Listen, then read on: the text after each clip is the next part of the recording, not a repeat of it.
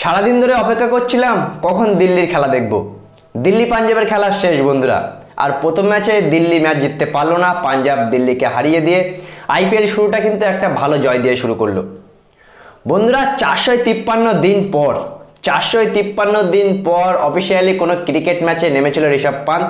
তার কারণ তোমরা জানো যে সে অ্যাক্সিডেন্ট করেছিল, তারপর থেকে সে ক্রিকেট খেলেনি। 13 বলে 18 রানের একটা ইনিংস খেললো, যদিও একটা খারাপ শট খেলেছিল, কিন্তু যে কভার ড্রাইভটা একটা মেরেছিল ঋষভ পান্থ, সেই কভার ড্রাইভটা কিন্তু দেখার মতো ছিল। শুধুমাত্র ঋষভ পান্থের জন্য আজকের এই ম্যাচটা দেখছিলাম সত্যি কথা বলতে। কিন্তু দিল্লি কি দেখতে পেলাম, দিল্লি যখন ডেভিড ওয়ার্নার আর মিচেল মার্শ ওপেনিং করছিল, তখন প্রায় 3 ওভার 2 বলের মধ্যে 39 রান তারা করে ফেলে দিয়েছিল।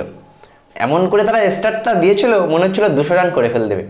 কিন্তু বন্ধুরা শেষ পর্যন্ত 18 ওভার পর্যন্ত যেতে যেতে দিল্লির রান 148 কিন্তু হয় না, 150 রানও করতে পারে না। ভাগ্য তো ভালো যে অভিষেক পোড়াল ছেলেটা 10 বলে 32 রানের একটা ইনিংস খেলে, হর্ষদ প্যাটেলের লাস্ট ওভারে 25 রানটা নেয়, না হলে তো ম্যাচ অনেক আগেই শেষ হয়ে যেতে পারত।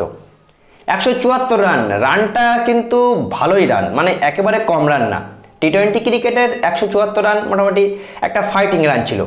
কিন্তু দ্বিতীয় ইনিংসে আমরা দেখতে পেলাম যে 2-3 ওভার পর্যন্ত বেশ ভালোই খেলছিল, কিন্তু ঈশান কিষান এসে যে ওই 1 ওভারে প্রথমে শেখর ধাওয়ানকে বোল্ড আউট করলো, পরবর্তীতে জনি বেস্টোকে রান আউট করলো। তারপরে যখন ঈশান শর্মা চোট পেয়ে গেল, ঈশান শর্মার চোটের কারণে কিন্তু ঋষভ পান্থের বলিং যে কম্বিনেশনটা, ঈশান শর্মা কিন্তু একটা experience best bowling line up ছিল, বলার ছিল, কিন্তু সে চোট পাওয়ার পরে সে আর বলিং করতে পারে না।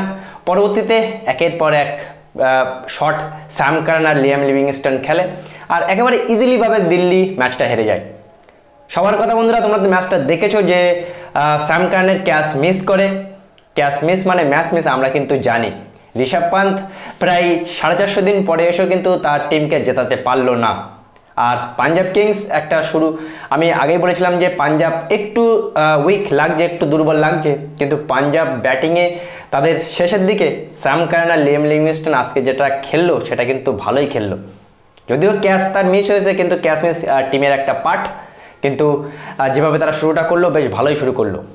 অপেক্ষা করছিলাম যে ঋষভ পান্থ একটা ভালো ইনিংস খেলবে, বড় ইনিংস খেলবে, তার জন্যই কিন্তু আজকে ম্যাচটা দেখাচ্ছিল। কিন্তু ঋষভ পান্থ ততটা কিছু করতে পারলো না। কিন্তু উইকেট কিপিংয়ের পিছনে যে বলগুলো সে ধরছিল, স্টাম্পিং করলো, জিতেশ শর্মাকে আউট করলো, ওই স্টাম্পিং বা ছোট ছোট জিনিস কিন্তু ঋষভ পান্থকে দেখে সত্যি কিছু ভালো লাগছে, যে ইন্ডিয়ান ক্রিকেটকে মাথায় রেখে ঋষভ পান্থকে আজকে দেখে সত্যি খুব ভালো লাগছিল। যাই হোক বন্ধুরা, আজকে দিল্লি তাদের শুরুটা করতে পারলো না, কিন্তু পাঞ্জাব জিত দিয়েই শুরু করলো।